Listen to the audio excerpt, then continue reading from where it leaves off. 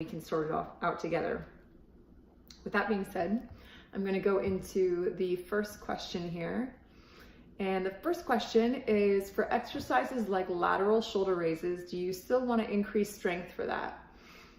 Increase weight, for that. Could it get dangerous to lift more than 15 pounds?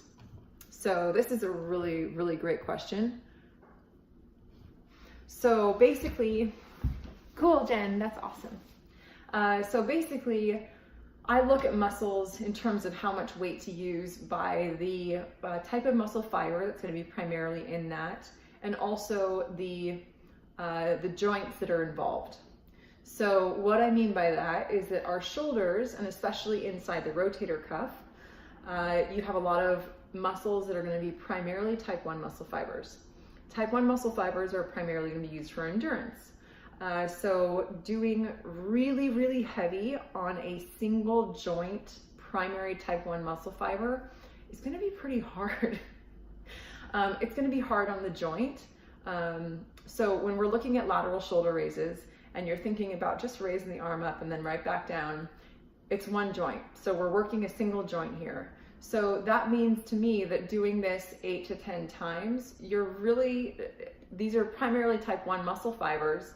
And so to really get the maximum benefit, you kind of want to stay in the 15 range. There are certainly people that'll do a higher range, but I find that doing, a higher range in terms of weight, but I find that doing anything like overhead pressing, which is now using 2 joints, right? So your elbow and your shoulder, bench press, push-ups, those things are addressing your shoulders, but any sort of single joint movement, you don't have as many muscles that are actually forming a full contraction. So going lighter with weight and more repetition can actually help to build more volume. That's my take on shoulders. But when you're doing shoulder presses, push-ups, things like that, and you want to do volume there, that totally works.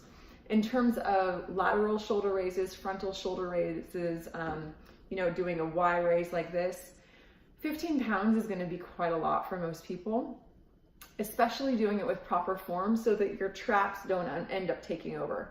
So, okay, I'm going to get not naked, but I'm going to get kind of like half. Okay, so when we are here, we basically have our traps, right, that are right up here, and then our shoulders start. So if I'm doing a frontal shoulder raise, I am really focusing on keeping my shoulder down, and I'm thinking about screwing it into the side of my body. That is promoting a foundation that's really, really safe for the shoulder joint. If I start to do super heavy, what's going to happen is that this guy starts to turn on. And we're not really looking at using the upper trap for this movement, because its real movement is like to do this, right? Shoulder shrugs, whenever we're raising our shoulders towards our ears, that's going to be primarily upper traps. Also anything that's pulling back, so like high rows or anything like that, is going to start to get upper traps. But when we're looking at any sort of shoulder raising, we really only want to go to that lateral line or parallel to the ground. When we start to get over or above that, I can automatically feel that my traps will turn on because my shoulder will essentially have to raise. So we're trying to stay away from that. And generally speaking, and this is total general because some people are very, very strong and they will be able to do more than 15 pounds. But generally speaking, hitting the deltoids only when you're doing any sort of shoulder raises will actually be totally okay if you stick with something in the 15-pound range. And for most of us, it will be 8 pounds if you're going to do it 15 times, So that's something to think about there. When I think about other joints, like for example, if you guys have ever tried doing hamstring curls on a machine, or the stability ball hamstring pull-in, right? When you're on your back, your feet are on the stability ball and you're driving your heels into your butt, keeping your hips raised. That's a single joint exercise. And you might realize that it's pretty freaking hard. Most of the time people can't keep their hips up because it's one joint and it's kind of one muscle that's moving. And there's a lot of stress that happens on the tendon as well when you're doing a single joint exercise. Other exercises that would be like that or in that same kind of category are things like any sort of lateral hip movement. So if you're doing leg raises to the side, to the front, to the back, you'll find that your weight will decrease quite a bit because you will not be able to lift the same amount of weight with one joint as you can with two, because the force capacity goes down because you're using less muscle mass. So for those single joint exercises, I would start low in weight and high rep, and then you can slowly start to build up the weight and then reduce the rep as your body is telling you that it feels comfortable doing that. So that's that one. Let me see here. We're good? We're good? Okay. The next thing I'm going to talk about, where are we, is if you guys are traveling for the summer, I love to bring things like bands and sliders. I have sliders and I forgot them in my room, so I might grab them in a second. So I like to bring two different types of bands. I like to bring these little guys. They are fairly decent. I find that their elasticity wears out really quickly, like maybe in like 3 months, their elasticity with regular use just kind of goes kaput. So you kind of have to update your thin bands like this pretty frequently. But I like the black or the red ones, which are a really good balance of, this one's a pretty decent resistance. The red band is like medium hard. This one is hard. And then I really like these bad boys. So this company is Victorim. I don't know what that is. These ones, they don't go bad very quickly. And this one is super, super thick. So I love these for anything lower body. Upper body, it feels like it's too heavy, at least for me. But lower body, things like lateral crab walks, things like hip thrusters, single leg hip thrusters, squats to really focus on pushing your knees out. All of these things are great. And so we're gonna put together travel workouts for you guys this weekend, and they'll be up next week because we have a lot of people traveling.